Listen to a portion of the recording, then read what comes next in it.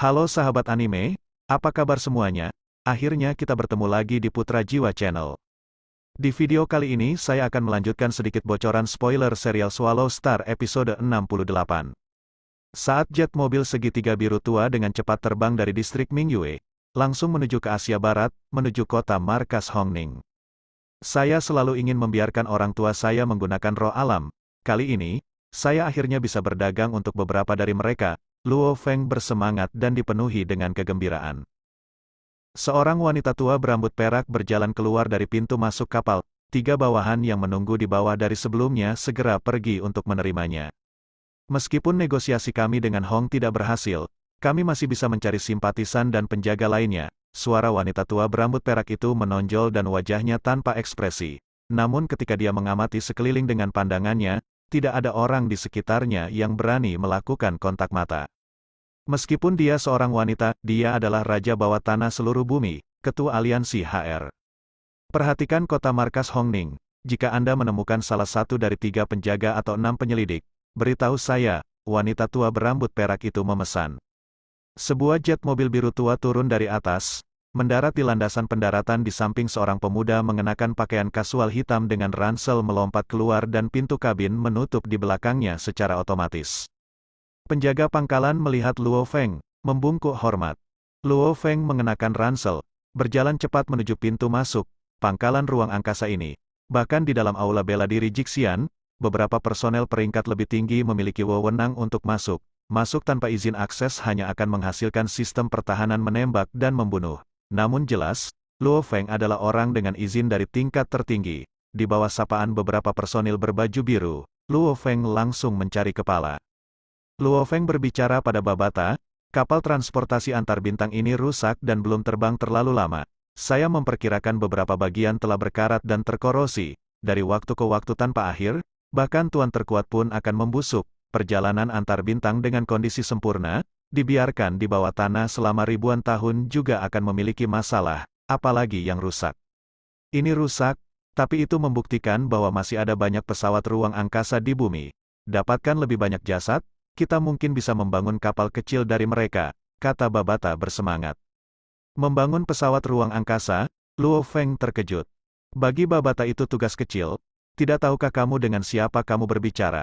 Aku adalah AI yang hidup, kompartemen pengetahuan saya telah menyimpan sejumlah besar informasi, beberapa informasi peradaban tingkat tinggi, dengan cukup mesin, bahan, robot, kapal perang antar bintang yang besar juga dimungkinkan, bahkan tidak menyebutkan menyusun pesawat ruang angkasa sederhana, kata Babata percaya diri. Babata, saya bisa membeli banyak mesin, bahan untuk Anda buat, kata Luo Feng.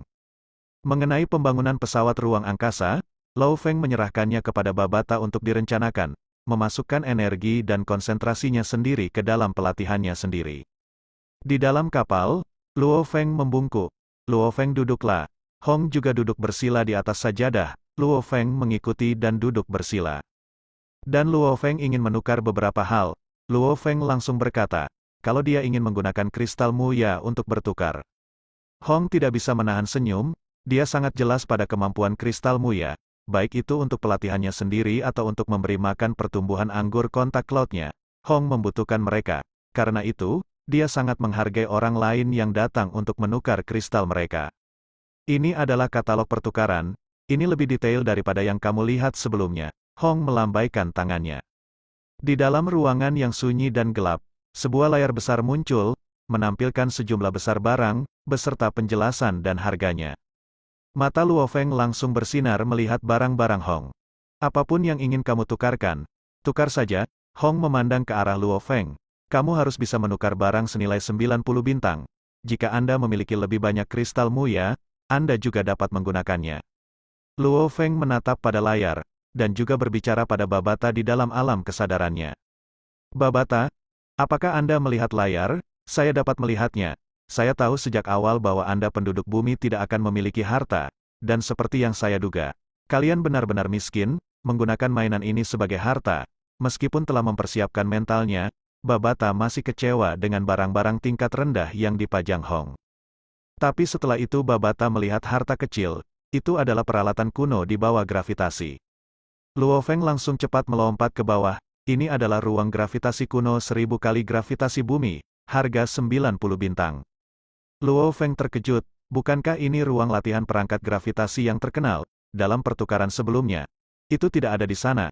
Kali ini, Hong benar-benar tahan untuk mengeluarkannya, sepertinya dia benar-benar menginginkan kristal. Namun, harganya sangat tinggi, 90 bintang, itu kristal 4,5 muya. Sepertinya ada sangat sedikit di seluruh dunia. Sang kepala sengaja memberi harga 90 bintang, jelas untuk memikat Luo Feng untuk menggunakan semua bintangnya untuk membeli. Luo Feng langsung membeli ruang gravitasi kuno. Hong tampak kaget pada Luo Feng. Sepertinya kamu benar-benar memiliki beberapa temuan lain. Ruang gravitasi kuno ini sangat efisien untuk pelatihan. Aku selalu enggan menjualnya. Sekarang Anda menginginkannya. Saya akan menjualnya. Roro alam. Apakah Anda masih menginginkannya? Harga ruang gravitasi kuno adalah 90 bintang. Secara resmi, Luo Feng hanya mampu membayar sebanyak itu. Tambahkan 2 bagian lagi dari darah naga, dan 2 bagian dari akar gagak hitam 100 tahun, jumlahkan semuanya. Roh alam, 2 akar gagak hitam 1000 tahun setara dengan 3 bintang. Total 20 bintang. Bersamaan dengan ruang gravitasi, totalnya adalah 110 bintang. Hong kaget saat melihat Luo Feng. 110 bintang, itu nilainya 5,5 muya kristal. 5 muya crystals muncul dari kemeja kasual hitam Luo Feng, ditambah 0,5 miliknya dari Hong. Setelah Luo Feng sudah bernegosiasi dengan harta gravitasi kuno itu, Luo Feng segera keluar dan barang yang dibeli Luo Feng akan dikirim ke tempat Luo Feng. Setelah Hong menerima kristal muya, Hong sangatlah senang. Di saat Luo Feng mau keluar, Luo Feng nampak terkejut. Di depannya berdiri seorang wanita tua berambut perak dengan pakaian bulu hitam yang mewah. Dikelilingi oleh 3 bawahan, dia tersenyum ketika berbicara dengan orang China yang mahir. Apa kabar, penyelidik Luo? Izinkan saya sedikit mengganggu Anda. Anda bisa memanggil saya Isadora. Saya ingin tahu apakah saya mendapat kehormatan minum secangkir kopi dengan simpatisan Luo. Luo Feng menyadari kalau Isadora ini adalah permaisuri bawah tanah. Cerita-ceritanya dapat ditulis dalam serangkaian buku. Dalam ruang pribadi kedai kopi yang tenang di kota pusat Hongning, Luo Feng dan Isadora duduk saling berhadapan. Aku ingin tahu apa yang kamu butuhkan dariku. Aku juga akan jujur. Isadora tersenyum. Kerutan muncul di sisi matanya. Penggalian pulau kabut yang besar. Semua orang dari semua pihak bertarung untuk kristal muya. Kekuatan invigilator Luo benar-benar bisa menandingi perwakilan ketiga dan keempat. Itu jelas merupakan pembuka mata bagi semua orang. Aliansi HR saya benar-benar menginginkan kristal-kristal itu. Tentu saja, harganya dapat menjadi milik Anda untuk diputuskan. Kami akan sangat adil.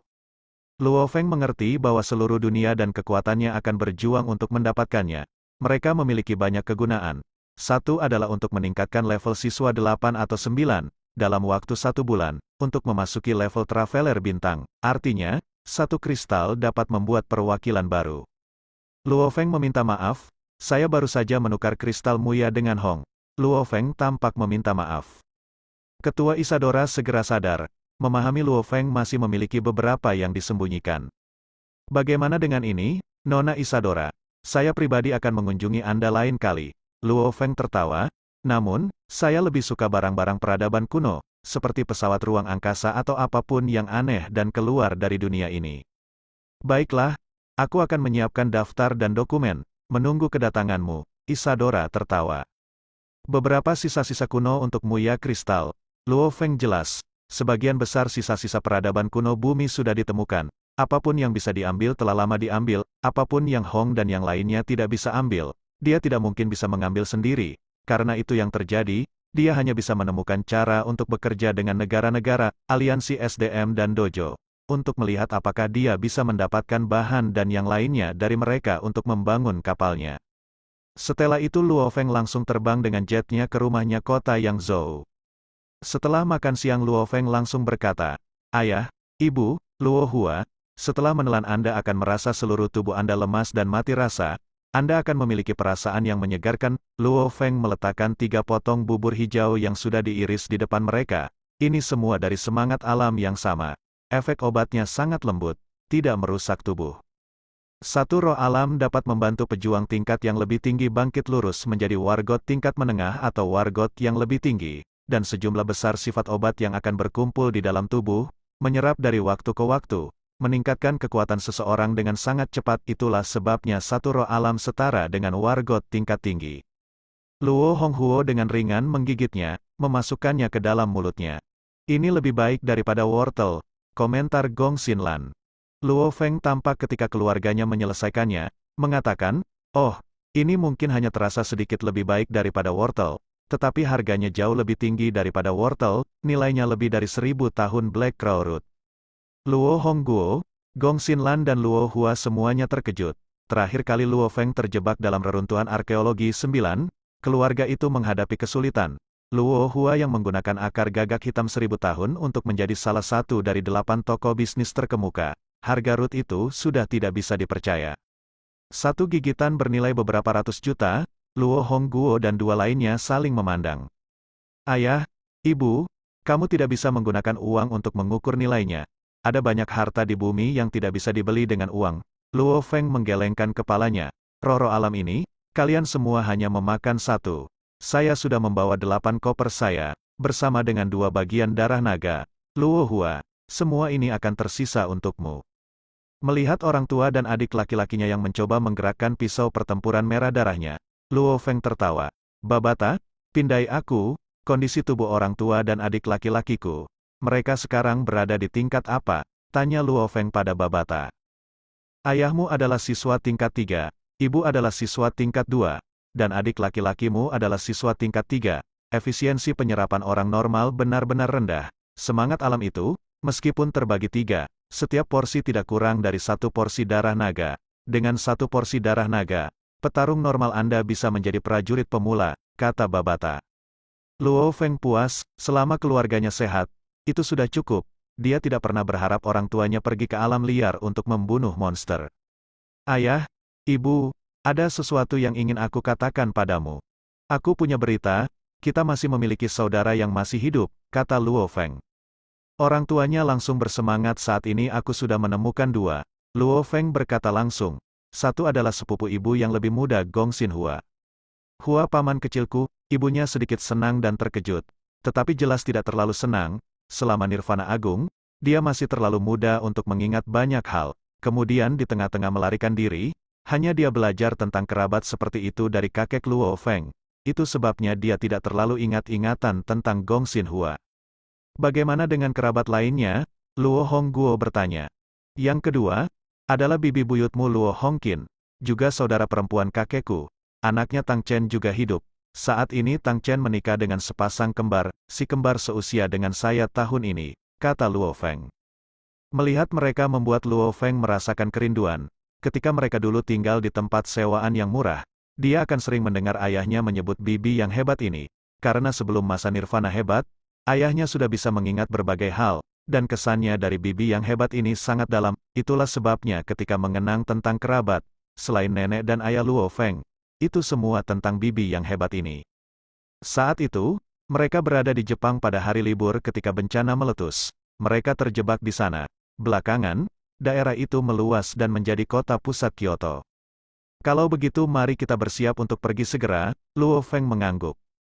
Luo Feng tidak mengizinkan siapapun untuk mengantarnya pergi. Hanya keluarganya yang terdiri atas 4 orang yang duduk di mobil, menuju ke rumah bibi ayahnya. "Direktur, laporan kota Tianjin." Seorang pria parubaya botak menerima file dari bawahannya, melambai baginya untuk pergi sebelum membukanya dan melihat laporan. Luo Feng telah datang ke kota markas Kyoto. Pria parubaya yang botak terkejut, segera mengangkat telepon dan memutar di jalur rahasia. "Masukkan aku ke pejabat senior nomor 1, apartemen di distrik kecil." Luo Feng dan keluarganya berdiri di luar salah satu dari beberapa villa yang berbaris bersama. Ayah Luo Hongguo menekan bel pintu.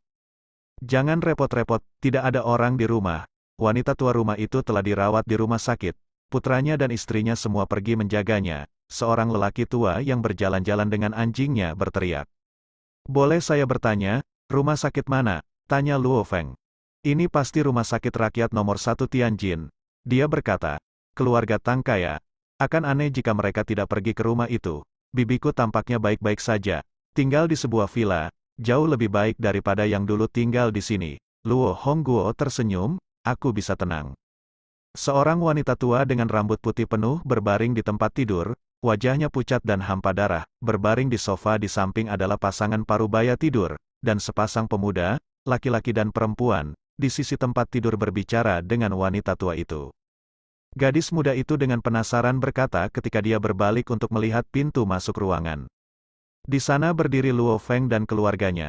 Luo Hongguo berjalan mendekat, memandang wanita tua di tempat tidur yang napasnya sedikit gelisah. Wanita tua itu juga menatap penasaran pada pria parubaya itu, sebelum ekspresinya mulai berubah, dengan jelas gelisah, kamu, ini menyebabkan pasangan parubaya di sofa di samping berdiri.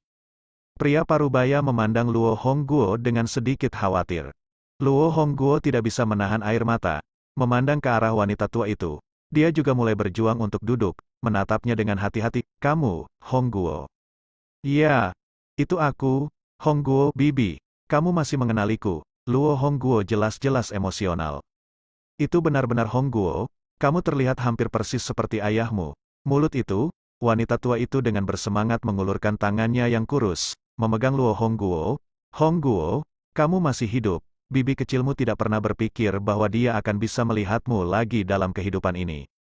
Ya Tuhan, ini, sudah lebih dari 40 tahun, sepupu. Pria parubaya Tang Chen itu emosional luar biasa.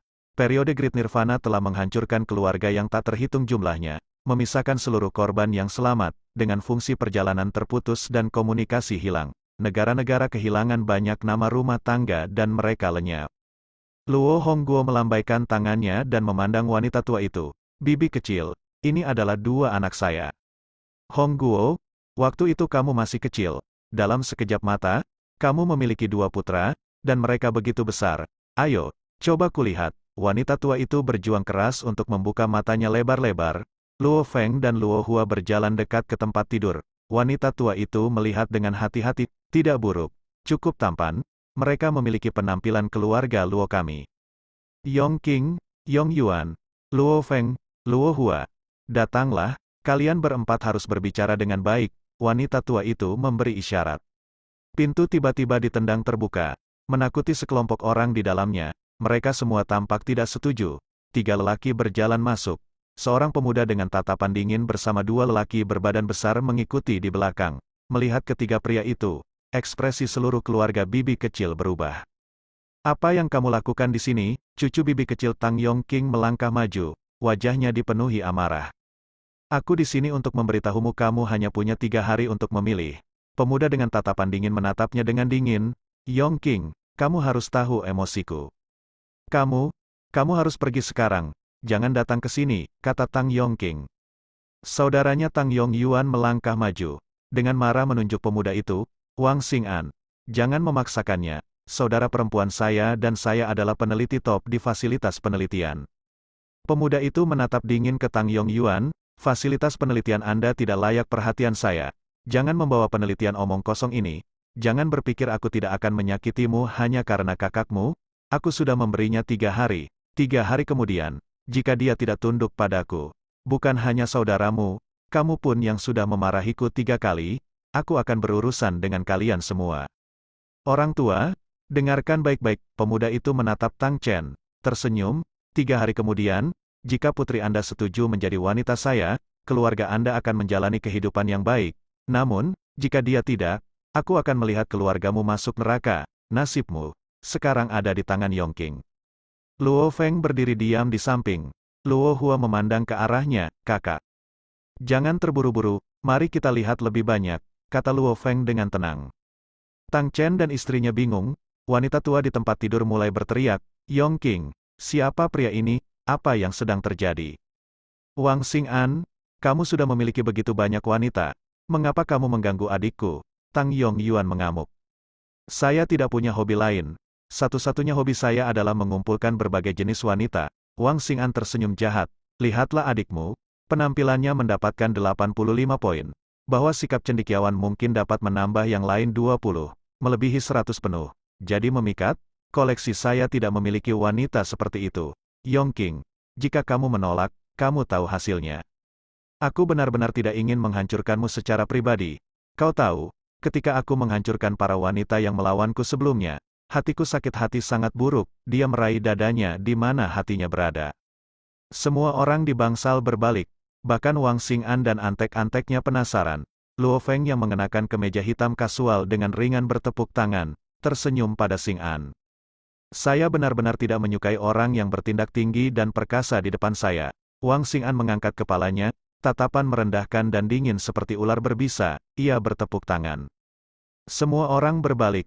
Luo Feng berbicara, ekspresi Wang Xing'an mulai berubah sangat jelek, menatap sedingin es, Anda telah mencari kematian. Jangan ikut campur.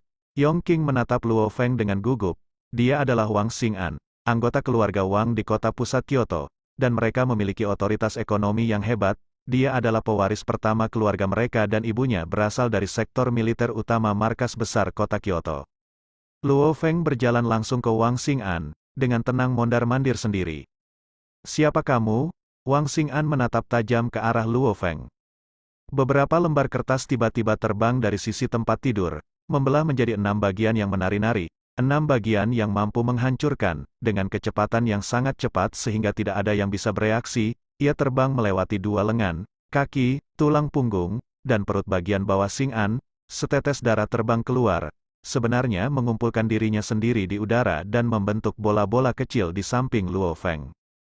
Kamu Wang Xing'an ingin berjuang, tetapi seluruh tubuhnya tampak lumpuh, hanya kepalanya yang bisa bergerak.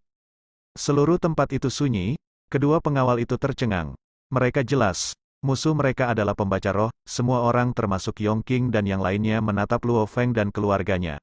Apa yang dilakukan keluarga ini? Dari mana orang ganas ini berasal?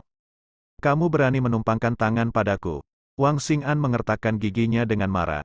Kamu mencari mati? Tatapan Wang Xing'an menakutkan.